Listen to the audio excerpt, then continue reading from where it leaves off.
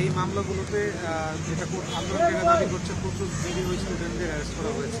তো আপনার এটা কি থাকে পর্যবেক্ষণ? দেখেন, আমি এই টিভিতে থাকাকালীন সময় অনেক গুরুত্বপূর্ণ মামলা,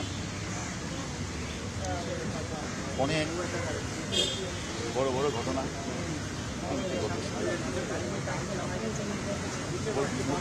কুমারডার থেকে শুরু করে দিনাজপুর, কালীগঞ্জের আনাপেক্ষা মামলা সহ অসংখ্য খুনের ঘটনা আমাদের টিভিকে নিয়ে আমরা নির্ভুলভাবে তদন্ত করে সাক্ষ্য প্রমাণ নিয়ে আমরা মামলার পুরো বের করছি। কোনো নিরীহ লোককে আমরা অ্যারেস্ট করি না। আর প্রভাবশালী ব্যক্তিগত অভিযোগ না